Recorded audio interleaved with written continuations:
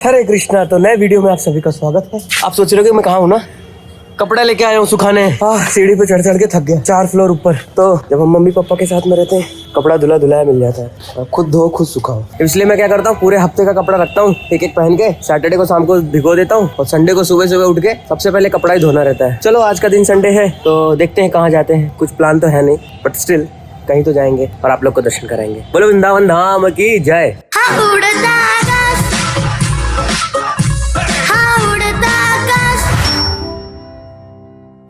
वृंदावन तुलसी महारानी की जय। ये जिन भक्तों ने भी किया ना, वाह मजा आ गया देख के।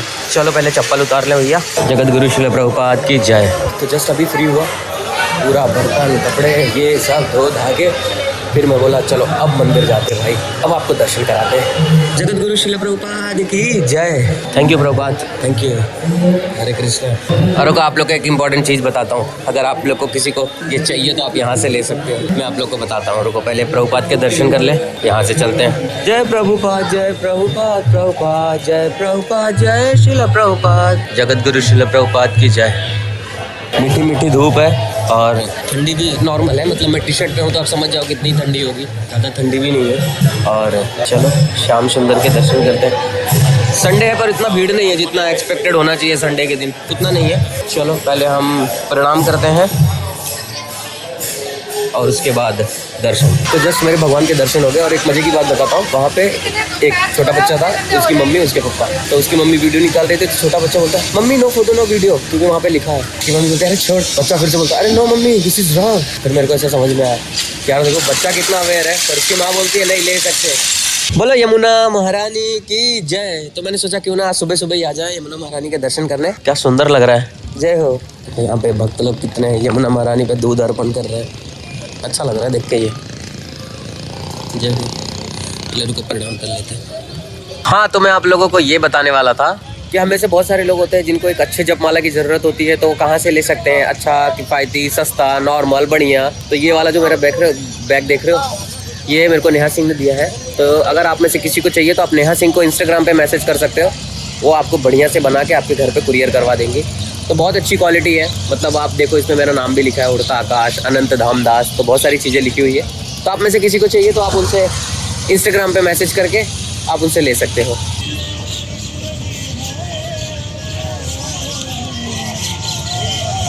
ये गैया को देखो, जस्ट अभी यहाँ पे आई, अब ये तैरते हुए देखो वहाँ पे पूरा पार करेगी, तैरते हुए पार करेगी पूरा, निकल जाएगी भाई। मतलब इतना गहरा नहीं है, पानी का बहाव तो है पर उतना गहरा नहीं है। वहाँ तक क्रॉस कर लिए।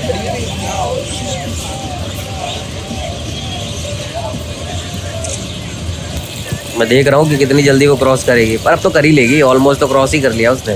अरे अरे डर क्यों गई? नहीं नहीं नहीं नहीं। वैसे मैंने देखा गैयों लोग को पानी से बड़ा डर लगता है, पर इसको नहीं लग रहा है।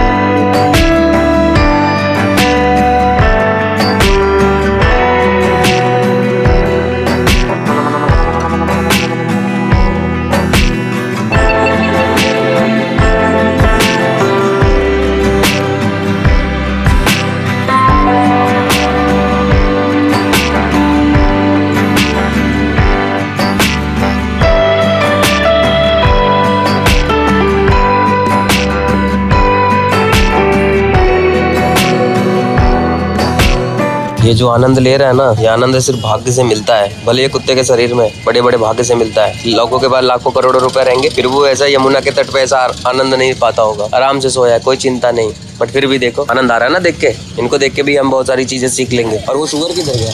सुअर को देखता हूँ तो मेरे को इंद्र की वो कहानी याद आ जाती है। तो अब हम जा रहे हैं फिलहाल राधा दामोदर जी के मंदिर में, राधा दामोदर मंदिर में जाएंगे, वहाँ पे परिक्रमा लगाएंगे, दर्शन करेंगे, आपको भी दर्शन कराएंगे। ठीक है, चलो साथ में मेरे। बोलो श्री श्री राधा दामोदर जी लाल की जय, बंसी वाले की जय, श्री राधा रानी की जय।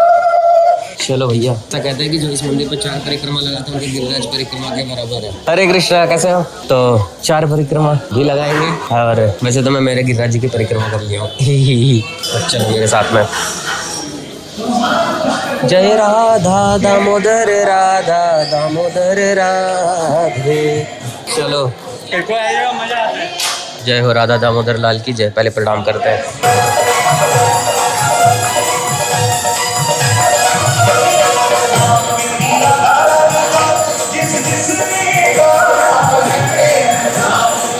दर्शन हो गया, अब इसके बाद हम करेंगे परिक्रमा साथ में। जैसे हम ना परिक्रमा में आएंगे ना, थोड़ी जैसे आप मेरे साथ चल रहे हो, चलते चलते आप जैसे राइट में जाओगे ना यहाँ पे, तो आपको यहाँ पे देखेंगे कृष्णदास कविराज गोस्वामी की समाधि स्थली। ठीक है, उसके बाद यहाँ पे जीव गोस्वामी की समाधि स्थली। अब अगर आपको नहीं पता है कि कृष्णदास कविराज गोस्वामी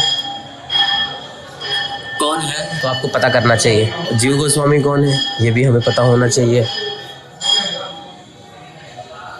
ठीक है, रुको पहले मैं प्रणाम कर लूँ। ठीक है, यहाँ का पता चल गया। फिर इसके बाद हम परिक्रमा में आगे जाते जाएंगे। भक्ति सिद्धांत सरस्वती गोस्वामी पाद की पुष्प समाधि, यहाँ देखो।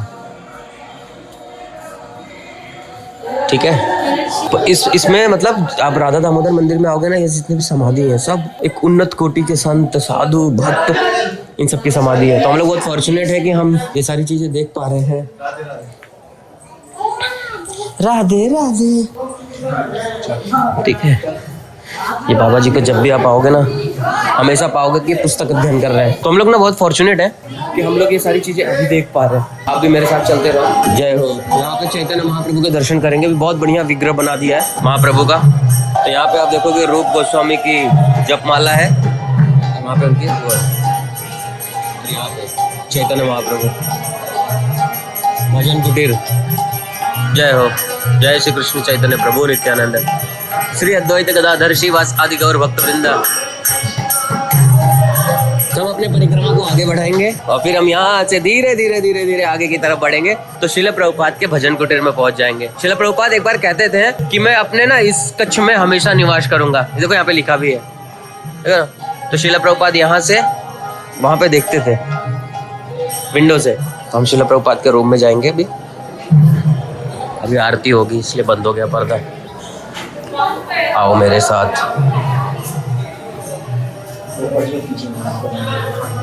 ये हमारे प्रदीप प्रभु जी सेवा करते हुए। हरि बोल। तो यहाँ पे ना राधा दामोदर जी की आरती हो रही है, मैं आपको दिखाता हूँ।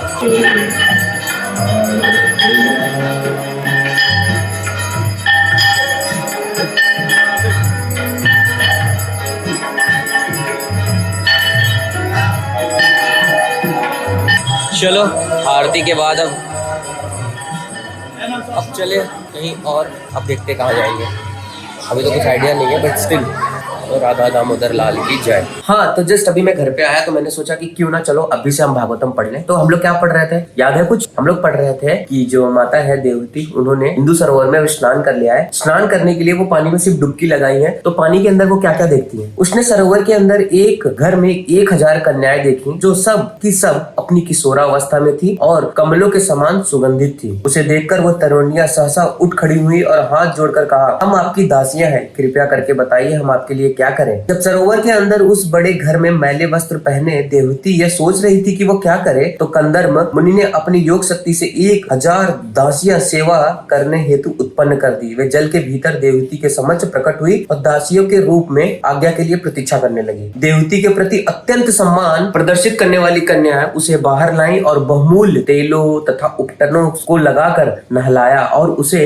महीन निर्मल नए वस्त्र पहनने को दिए। मतलब अब जो हमारे कंदर्प मुनि है, उन्होंने 1000 कन्याएं उत्पन्न कर दी। 1000 था ना, हाँ 1000 कन्याएं उत्पन्न कर दी। अब वो उनकी सेवा में लग गई है। तब उन्होंने एक उत्तम तथा बहुमूल्य आभूषणों से सजाया जो चमचमा रहे थे। फिर उन्हें सर्वगुण युक्त भोजन तथा मधुर मादक पेय पदार्थ अवश्य प्रदान किया गया। आपको सोचेगा क्या उनको दारू दिया गया पीने के लिए, मादक शब्द का इस्तेमाल हुआ है। तो यहाँ पे बताते हैं कि वो मादक शब्द का इस्तेमाल किया हुआ है। आवस एक आयुर्वेदिक भेषज है, ठीक है। यह मद्य नहीं है, मतलब ये कोई नशा वाला चीज नहीं है। ये पाचन के लिए बहुत अच्छा है। ये विशेष प्रकार के औषधियों से तैयार हुआ है और स्वस्थ रहने, पाचन तथा सुधारने हेतु पिया जाता है। मतलब खाना खाने के बाद वो सारी चीजें पी जाती है जिससे खाना आराम से पच जाए। तो कुछ लोग बोलेंगे अरे ये लोग तो मादक पिला दिए, ऐसे कैसे होते हैं कुछ लोग दिमाग के पैदल। तब उसने दर्पण में अपना प्रतिबिंब देखा। उसका शरीर सारे मल से रहित हो गया था और मालाओं से सुसज्जित थी। वह निर्मल वस्त्र पहने थी और शुभ तिलक से आभूषण थी। दासियां उनकी अत्यंत आदर पूर्वक सेवा कर रही थी। सिर सहित उनका संपूर्ण शरीर नहलाया गया और उनके अंग प्रत्यंग को आभूषणों से सजाया गया। उसने लटकन से युक्त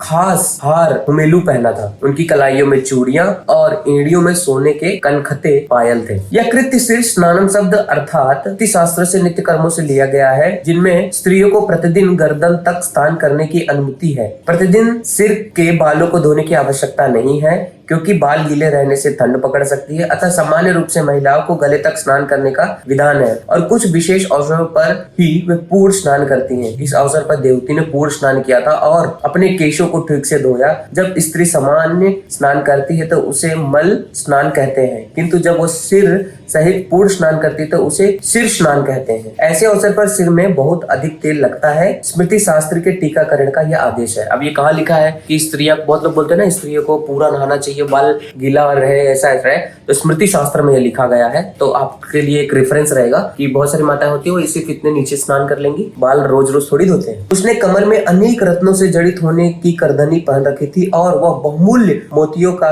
हार तथा मंगल द्रव्यों से सुसज्जित थी। मंगल द्रव्यों से केसर, कुमकुम तथा चंदन के लेप सम्मिलित हैं। नहाने के पूर्व अन्य शुभ पदार्थ भी समूचे शरीर में मले जाते हैं, यथा सरसों के तेल के साथ हल्दी आदि। देवती के ऊपर से नीचे तक नहलाने हेतु सभी प्रकार की मंगल वस्तुएं प्रयुक्त की गई। अब माता देवती दिख कैसी रही हैं? उनका मुखमंडल सुंदर दांतों तथा मनोहर भावों से चमक रहा था। उनके नेत्र सुगंध निग्ध कोरों से स्पष्ट दिखाई पड़ने के कारण कमल कली की शोभा को मात दे रहे थे। उनका मुख मंडल काले घुघरालों केसों से घिरा हुआ था। वैदिक शास्त्र के अनुसार श्वेत दांतों को अत्यधिक पसंद किया जाता है।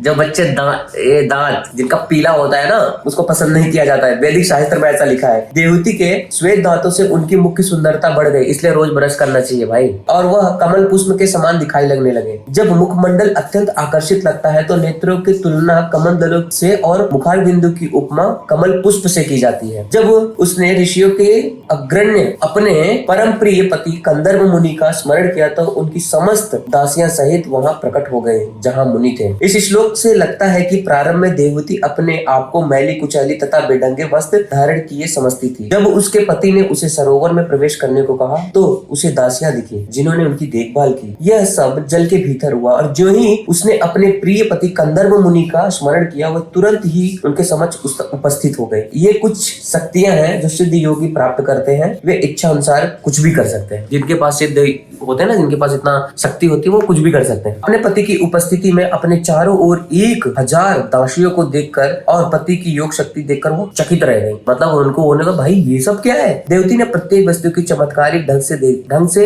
होते देखा, किंतु जब उससे पति के समक्ष लाया गया तो उसको समझ में आया कि ये सब उनकी महान योग शक्ति से हुआ है। वह यह समझ गई कि कंदर्प मुनि योगी के लिए कुछ भी करना असंभव नहीं है। मैं सोच रहा हूँ यार कि हम लोग कितना परेशान रहते हैं ना, जॉब करो, ये करो करो। कंदर्प मुनि से भगवान का भजन करते थे और भजन करने के बाद शक्ति पा गए और देखो सब कुछ एकदम टैक टैक टैक टैक टैक हो गया। और हम सुबह से लेकर शाम तक सिर्फ परेशान रहते हैं कब जॉब आएगा, कब सैलरी होगी, कब क्या होगा, कब क्या होगा। इसलिए भाई जब हम भागवत वगैरह पढ़ते तो हमें थोड़ा सा बुद्धि आता है कि हम जब कृष्ण पे डिपेंडेंट होंगे तो हमारी सारी चीजें ऑटोमेटिकली कृष्ण ठीक कर देते हैं। उन्होंने देखा कि देवती ने स्नान कर लिया है और ऐसे चमक रही है मानो वह उनकी पहले वाली पत्नी नहीं है। उसने राजकुमारी जैसा अपना पूर्ण सौंदर्य पुनः प्राप्त कर लिया है। वो श्रेष्ठ वस्त्रों से आच्छादित सुंदर वक्षस्थलों वाली थी। उनकी आज्ञा के लिए 1000 गंधर्व कन्याएं खड़ी थी। हे शत्रुजीत मुनि को उनकी चाह उत्पन्न हुई और उन्होंने हवाई प्रसादा में चढ़ा दिया। विवाह के पूर्व जब देवती अपने माता पिता के साथ कंदर्प मुनि के समक्ष लाई गई थी तो अत्यंत सुंदर राजकुमारी थी और कंदर्प मुनि को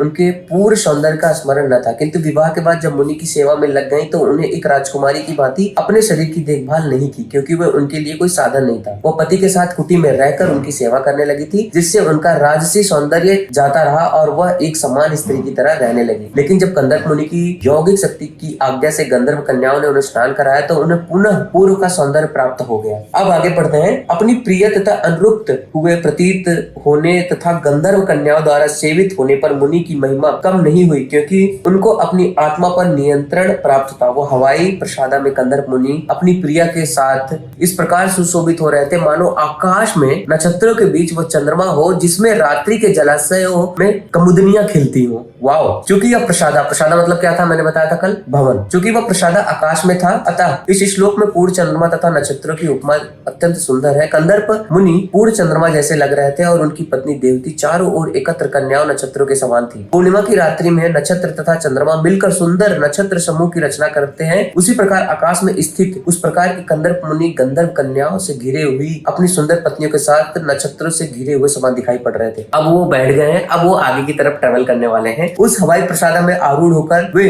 मेरु पर्वत की सुखद घाटियों से भ्रमण करते हुए, जो कि शीतल मंद तथा सुगंध वायु से अधिक सुंदर काम वासनाओं को उत्तेजित करने वाली थी। इन घाटियों में देवताओं का धनपति कुबेर सुंदरियों से घिरा रहकर और सिद्धों द्वारा प्रशंसित होकर आनंद का लाभ उठाता है। कंदर्प मुनि भी अपनी पत्नी तथा उन सुंदर कन्याओं के साथ वहां गए और अनेक वर्षों तक सुख भोग किया। अब ये तात्पर्य हम पढ़ेंगे, इसके बाद हम इसको इन करेंगे। 39 श्लोक है, कल से हम 40 नंबर वाला श्लोक पढ़ेंगे। कुबेर उन 8 देवताओं में से एक है जो ब्रह्मांड के विभिन्न दिशाओं के स्वामी है। कहा जाता है कि इंद्र ब्रह्मांड की पूर्व दिशा के स्वामी है। जिधर स्वर्ग स्थित है उसी प्रकार अग्नि आग्नेय दिशा दक्षिण पूर्व के स्वामी है। पापियों को दंड देने वाले यम दक्षिण दिशा के और नैत्रित्य दिशा दक्षिण पश्चिम के स्वामी है। जल के स्वामी वरुण पश्चिम दिशा के स्वामी है और हवा के वश में रहने वाले तथा पंखों को उड़ाने वाले वायु वायव्य उत्तर पश्चिम दिशा के स्वामी है। देवता के कोषा अध्यक्ष कुबेर ब्राह्मण की उत्तर दिशा के स्वामी है। ये सभी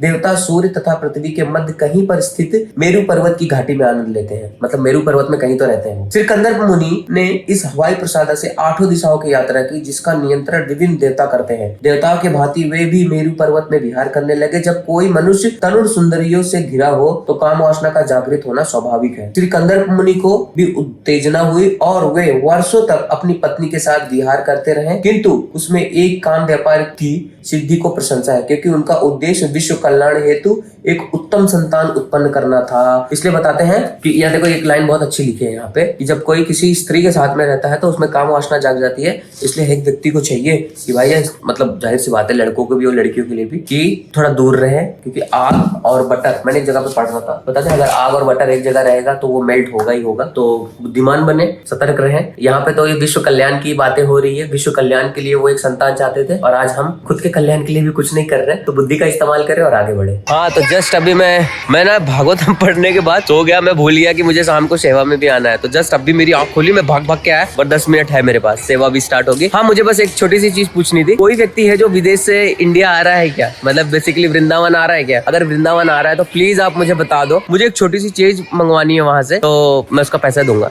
ठीक है? अगर आप में से कोई व्यक्ति है जो ब्लॉग देख रहा है और वो विदेश से आ रहा है, वो छोटी सी चीज है, आपको दिक्कत, आपको वजन भी नहीं उठाना पड़ेगा। अगर कोई आ रहा है तो मुझे इंस्टाग्राम पे डीएम कर ले और एल्स कमेंट बॉक्स में मैसेज करे, मैं अपना नंबर ड्रॉप करूंगा, तो मुझे बता दे अगर कोई आ रहा है तो ब्रज प्रभु के बीबी का कल बर्थडे है, सॉरी मैरिज एनिवर्सरी है, तो ब्रज प्रभु अपने बीबी के लिए कुछ लेते हुए, अगर 520 रुपए का ना भाई तो मैं शादी ना करूं। सच बोल रहा हूँ, एक हाथ का 520 रुपए का, इतना तो करना पड़ेगा। मेरी बीबी आएगी तब करूंगा ना। सही है ब्रज प्रभु, ले लो यार सब। ब्रज प्रभु के साथ में आया हूँ शॉपिंग करने। भाई कसम से मेरा बहुत शादी से भरोसा उठते जा रहा है। एक छोटा सा कुर्ती लड़की लोग का 4000 रुपये, और है नहीं किसी 4000 लायक रहेगा नहीं, बहुत महंगा हो गया भाई। ब्रज प्रभु 1500 का ठीक है, 4000 का है, 1500 का है ये वाला, 1500 का है। अच्छा, ये व्हाइट वाला बहुत महंगा भाई, तो शादी कैंसिल। बोलो श्री वृंदावन धाम की जय। तो देख रहे हो शाम के टाइम में क्या सुंदर लग रहा है ना ब्रज। तो रुको आज आपको ना एक छोटी सी दिल की बात बताता हूँ। रुको एक मिनट साइड में लगा लो पहले, फिर हम आपको छोटी सी एक बात बताते हैं, बड़ी इंपॉर्टेंट बात बताते हैं, हर एक व्यक्ति के लिए इंपॉर्टेंट रहेगी जो सोचते हैं कि उन्हें ब्रज धाम मिले, ये मिले। तो छोटा सा इंपॉर्टेंट अपडेट देता हूँ, ध्यान से सुनना। हरे कृष्णा। तो हम में से बहुत सारे लोग चाहते हैं कि हमें ब्रज का वास मिले, मैं ब्रज में रहूं और मस्त भक्ति करूं, ये करूं। मैं एकदम जेन्युइन बात बताता हूँ कि मतलब मेरा काम है कि मैं आप लोग को एकदम जेन्युइन चीजें बताऊं। पहले होता था कि ब्रज में चीजें ना बड़ी सस्ती रहती थी, अब ब्रज में चीजें इतनी महंगी हो गई है कि एक साधारण व्यक्ति, अगर एक कोई लोअर मिडिल क्लास का व्यक्ति है, अगर जो मान लो महीने का 15,000 या 20,000, मैं 30,000 तक की बातें कर रहा हूँ, अगर एक व्यक्ति 30,000 रुपये तक महीना कमा रहा है और वो सोचे कि मैं एक सिंपल सी साधारण सी ब्रज में जिंदगी जी लूँ, तो बहुत महंगा हो जाएगा, मतलब बहुत डिफिकल्ट सा हो जाएगा। एकदम जेन्युइन बात बता रहा हूँ मैं आपको, क्योंकि पहले क्या था ब्रज में ना, जो रूम के रेंट्स वगैरह थे वो बहुत सस्ते होते थे। क्योंकि आजकल मैं थोड़ा सा रूम ढूंढ रहा हूँ, देख रहा हूँ, लोगों के लिए देख रहा हूँ, तो पहले क्या था ना, बहुत सस्ता था। अब धीरे धीरे वो इतना महंगा हो गया कि मतलब आप ना अंदाजा लगा ही नहीं सकते। और जो चीज़ सब्जियां वगैरह, क्योंकि विदेशी लोग ज़्यादा आते हैं तो उसके लिए सब्जियां भी बड़ी महंगी हो गई हैं। और साथ ही साथ में ट्रेवल का मैं बता रहा हूँ, जैसे मान लो इस्कॉन से अगर मुझे मान लो मदन मोहन तक जाना है तो पहले नॉर्मल 10 रुपये लगता था, 10 रुपये ही लगना चाहिए लॉजिकली, बट यार रिक्शे वाले तो अपने मर्जी का पैसा मांगेंगे, और वो मांगेंगे क्योंकि उनको पता है कि आपने बैठे को दूसरा पीछे वाला देगा ही देगा। तो बहुत सारी चीजें हैं इसके लिए। मैं तो मतलब अभी जस्ट मैं ब्रज प्रभु से जब बात कर रहा था तो मैं बोल रहा था कि थैंक यू टू शिला प्रभुपाद, क्योंकि शिला प्रभुपाद की वजह से हमको दुनिया के किसी भी कोने में रहे तो एटलीस्ट हमें ब्रज का आनंद मिल जाता है। क्योंकि हमें इतना पता चल गया कि जहाँ पे भगवान है वहीं भगवान का धाम भी है ना, कि कली काले नाम रूप कृष्ण अवतार, नाम होते हो सर्व जगत निस्तार। कलयुग में भगवान के जो अवतार है वो नाम के रूप में हुआ है, और जहाँ भगवान है वही धाम है। तो ये चीज का बड़ा सुकून सा है। तो ये चीज मैंने सोचा कि आप लोग के साथ में शेयर करो। अगर कोई व्यक्ति सोच रहा है अनटिल अनलेस उसके पास बहुत पैसा नहीं है वो ब्रज में शिफ्ट होने का, शिफ्ट हो जाओ। मैं हर एक व्यक्ति चाहिए ब्रज में शिफ्ट होना चाहता है, बट ये जो चीज थी मैंने आप लोग को बताया। तो आज का ब्लॉग यही पेंड करता हूँ। हाँ, जो चीज मैंने फील किया, हो सकता है दूसरे के नजर में ये चीजें जो मैंने बोली वो कम्प्लीटली गलत हो, आई एग्री, हो भी सकता है। क्योंकि एक व्यक्ति हो सकता है रोड पे भी आराम से अपनी पूरी जीवन बिता सके। ये चीज जो मैंने फील की, जिस लेवल पे मैं हूँ, हाँ उस लेवल की चीजें फील करके मैंने आप लोगों को बताई। तो इसमें कोई बुरा मत मानना कि आकाश ने मेरे को ऐसा बता दिया, ऐसा बता, नहीं, आप कंप्लीटली आ सकते हो, आपकी पूरी यथा इच्छा है। जो चीज मैंने फील की वो चीज मैंने आप लोग को शायद में शेयर किया। आज का ब्लॉग यहीं पे एंड करते हैं, कल मिलते हैं।